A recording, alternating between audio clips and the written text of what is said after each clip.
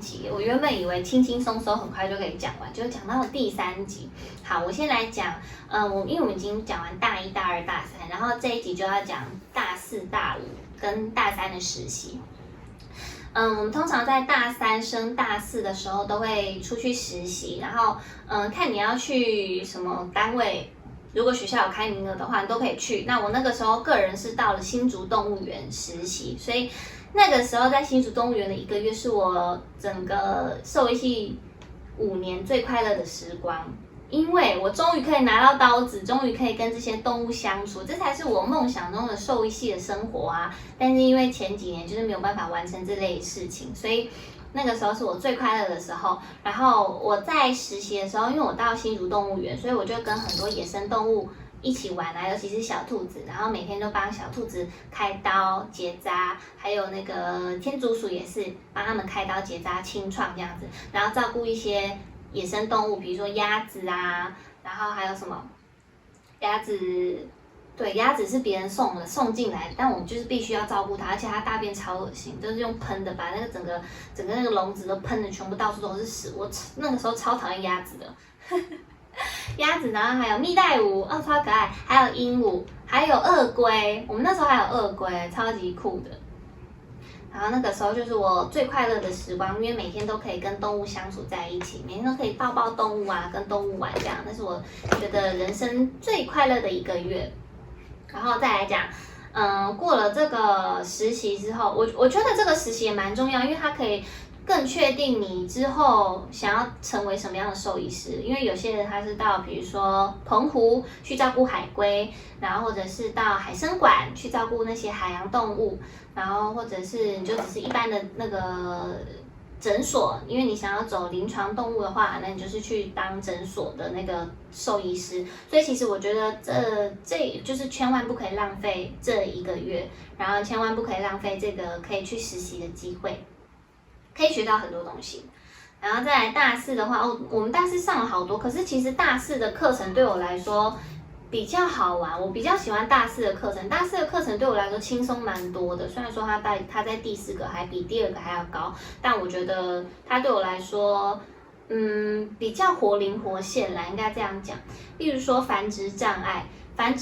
的话，我们老师就会讲说很多，比如说你要生宝宝啊，那为什么要学繁殖障碍？就是因为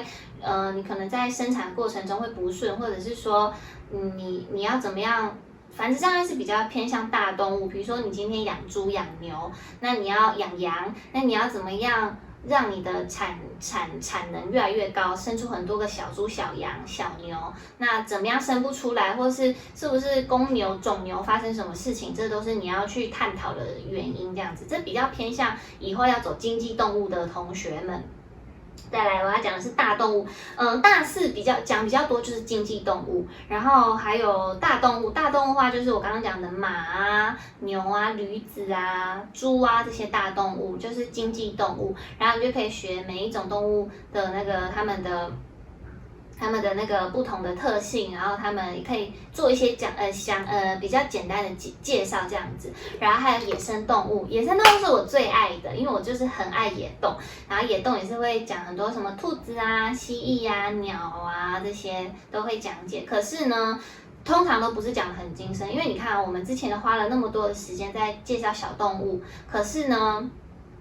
我们只花了一点点的篇幅在介绍这些野生动物跟经济动物。所以如果你是想要当一个野生动物或是经济动物的兽医师的话，那最好的方法就是第一个就是你自己自学，你必须自己去读书，自己去学习看书，然后自己精进自己。第二个就是你要读研究所，你直接找你的指导教授，跟着那个指导教授，你就是可以学到比较多的东西，也比较扎实。这样，这是2个目前唯一可行的方法。这样，如果你是想要走的话。然后还有比如说讲水产啊，然后还有猪病这样子。水产的话，就是我比较不喜欢水产的，因为我觉得水产对我来说，我喜欢海洋生物，但是我不喜欢那些水里面的疾病，不知道为什么，我就自己就没有特别的喜欢，我反而比较喜欢陆地上的生物，就是对我来说，经济动物跟野生动物对我来说是我比较喜欢的。然后水我也喜欢海洋动物，但是我就不会想要去医治它们。对啊，这就很奇怪，每个人就是不一样嘛。然后再来猪病，我刚刚讲猪病，就是猪的疾病还蛮重要，所以猪病我们就有把它拉出，就是个人自己一门科目这样子，然后就在探讨猪会发生什么疾病啊，然后尤其是对于那些吃猪肉的人，就是养猪的人，他怎么样，增加它的产能这样子。然后这边还有很重要的就是流行病学，其实我觉得流行病学跟大三的公共卫生就蛮像，因为公共卫生也有探讨流行病学这样子。那流病我们就把它称为流病。那流病的话，其实它就是这里会介绍的比较详细。可是其实你学下来之后，你就会发现，其实很多东西都是可以融会贯通的，不是说这一门科目就是只有这一门学科它所有的知识，它其实都是可以贯穿全部的这样子，就比较不会那么的吃力啦。再来大四最重要就是小动物内科跟小动物外科，叫做小内跟小外。那小内跟小外这也是大四的大魔王，就是因为我们学校主要是走那个陪伴动物、伴侣动物，就是走小动物的路线，所以在小动物上面，我们的琢磨还是比较多的。对于大型动物，就是我刚刚讲的经济动物，所以小内跟小外的话，就是在讲小动物的内科。那内科就是包含超多，内科就是心脏疾病啊，然后胃的疾病啊、肠子啊、内分泌的疾病啊，各种疾病都是小动物内科。那你就要了解每一个疾病它的那个叫什么？它的原因，它会怎么样发生？然后它发生会有什么症状？然后要怎么治疗？然后你要怎么样跟其他疾病做区隔之类，这些都是小动物内科非常非常重要的一部分。然后小动物内科，我觉得它真的很难的原因，就是因为你必须要背超级超级多的东西，就等于说小动物内科是把你前面的，比如说解剖学，然后生理学，那叫什么生物化学全部融合在一起，变成小动物内科。在小动物外科的话，这就是我比较喜欢的东西，因为可以动刀子，这对我来说就比较有趣一点。因为小动物外科的话，就是比如说，我们还有实习课，就是比如说，你要怎么样缝这个线啊，然后你要在几分钟之内缝出一个结，你要怎么打结，然后你要怎么，比如说帮它清理伤口啊，或者是说你要怎么样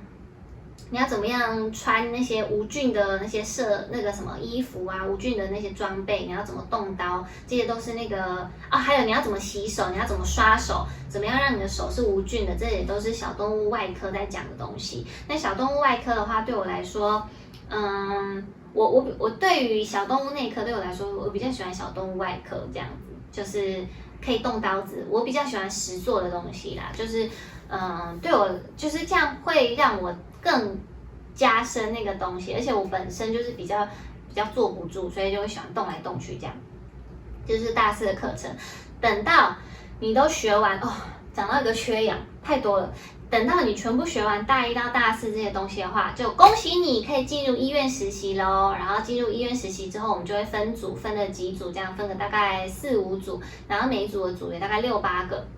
个，然后你们就可以开始一起轮流跑，比如说跑内科、跑外科、跑内科、跑外科，然后还要跑什么科啊？跑那个手术房，然后还有要跑夜班，这些都是我们要轮流的。比如说在这个地方待1个月、2个月，然后再到这个地方待1个月、2个月，轮流这样一直轮，然后就等于说在每个地方都会有很重要的那个，就是你还有一些论文要写，然后你每个礼拜都要报告，每个礼拜都要针对这些小动物的那个病情报告，然后因为还会有很多是我们那个台大兽医院是教学医院，所以也会有很多很多的动物进来，然后你就要开始讲这些动物到底是怎么样跟它。就是记录他的病况啦，记录他的病情病况，然后他这礼拜的预后是怎么样，然后下礼拜又怎么样，这些都是要记录的东西。然后那个时候我们我就看其他同学都没有在睡觉，大家都没有在睡觉，因为真的是非常的困难，就是大家都想说，如果有从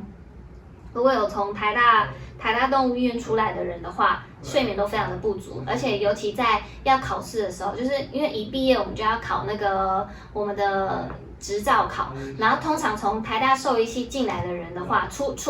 来毕业的人，第一次都考不上执照，然后在考试的时候，大家就会想说，台大的为什么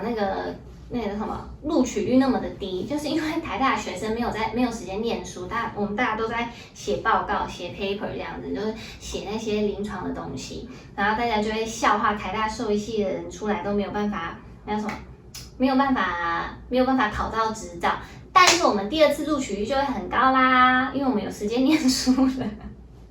就觉得蛮有趣、蛮好笑的，所以其实。好，讲到最后就是说，希望我这3部影片可以让3部 podcast 可以让想要念兽医系的同学了解到兽医系以后的生活是怎么样，不然就是会像很多同学一样，因为就是同学都来来去去的，然后我们其实是蛮小班制的，我们大概只有2个班级，然后一个班大概20几个人这样子，所以其实就是整个系上有大概就50-60位，然后。这中间会有很多人来来去去，因为很多人会进来，很多转系转学生会进来，但是同时也会有很多人退学、休学，转系之类的。所以其实，我觉得还是要搞清楚自己的志向是什么，不要就是你一进来了，然后发现这其实不是你想要的，但你还是硬读，我觉得这不太。这对你的人生没有什么太大的帮助，而且你会读得非常的不快乐。所以我希望大家都是，要有一个，如果真的想念兽医系的话，可以去念，也欢迎大家来念，但是就是要非常的努力认真这样子，心无旁骛的认真的程度，你就可以轻轻松松的度过大学的6年。对，恭喜以后是6年，所以希望大家。都可以成为一个很棒的兽医师。如果你想要成为一个厉害的兽医师的话，我真的觉得这是一个还蛮有梦想的一个职业。就是在整个养成的过程中，你就会感觉到非常的疲劳，非常的疲惫，但是你会成功的哦，撑下去就是你的喽。我现在好像在讲什么风凉话哦，没有吧？我没有在讲风凉话，我真的是很诚心的。我觉得我同学可以成为一个兽医师都是很厉害的人，然后我也很替他们开心。但是我觉得人各有志，就是找出你自己真正的兴趣是什么，这才是最重要的，好吗？那我们今天先到这里喽，拜拜。